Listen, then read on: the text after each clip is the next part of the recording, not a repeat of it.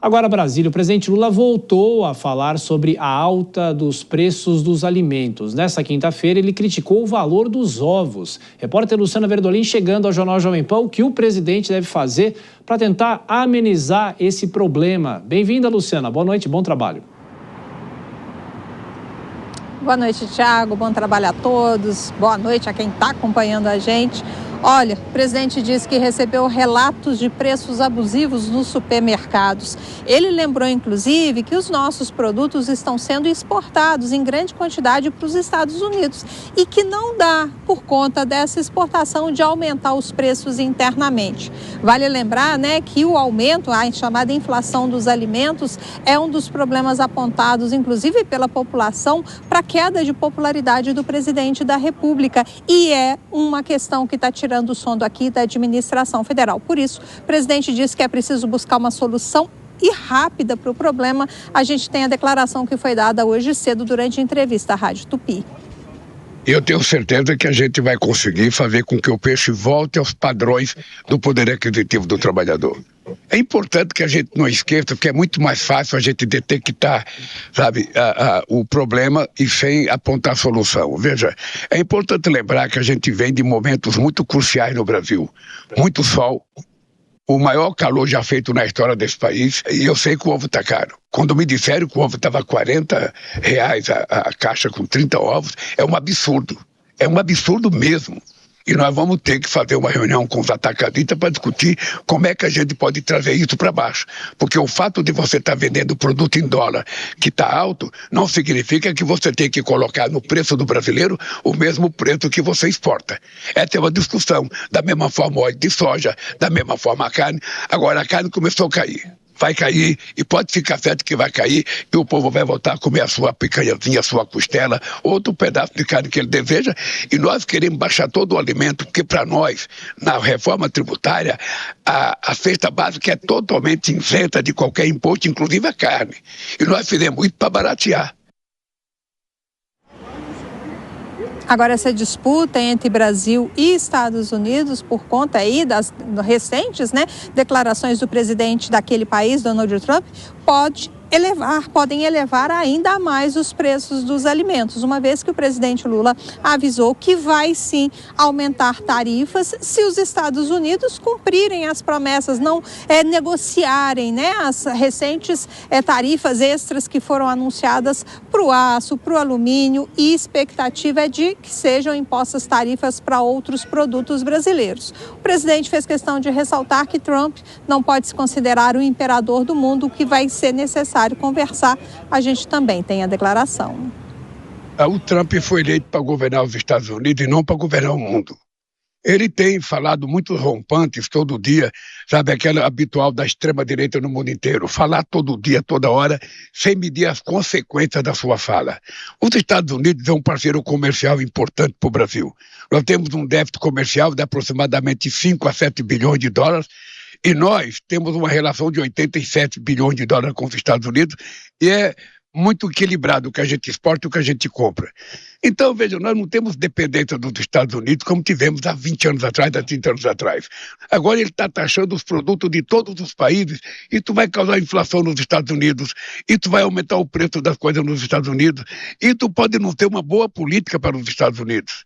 Eu, sinceramente, gostaria que o presidente Trump levasse em conta que é preciso respeitar a soberania de cada país.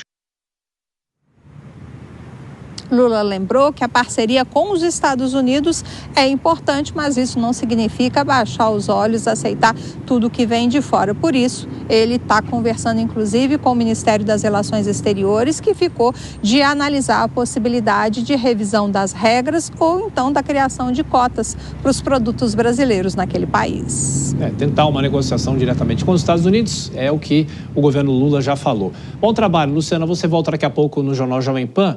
E também na manhã de hoje, Lula voltou a falar sobre a denúncia contra o antecessor Jair Bolsonaro. Mas dessa vez, ao contrário de ontem, ele subiu o tom. Acompanhe. Se for provado A denúncia feita pelo procurador-geral da tentativa de golpe, da participação do ex-presidente do escalão de primeiro grau dele, o primeiro escalão dele, na tentativa de morte de um ministro da Suprema Corte Eleitoral, na tentativa de assassinato de um presidente da República e do vice-presidente, é uma coisa extremamente grave. Eu tenho certeza que, se for provado, ele só tem uma saída: ser preso. Ele e quem participou dessa quadrilha que estava não tentando governar, mas tentando tomar conta do país como se fosse propriedade privada. A fala do presidente Lula foi perguntado sobre a denúncia da PGR ao Supremo Tribunal Federal. Vou chamar já os nossos comentaristas, Dora Kramer, Cristiano Vilela. Tudo bem, Dora? Boa noite, bem-vinda. O presidente sobe o tom, ele avança mais uma casa nesse debate, politiza o assunto. De que maneira? Bem-vinda.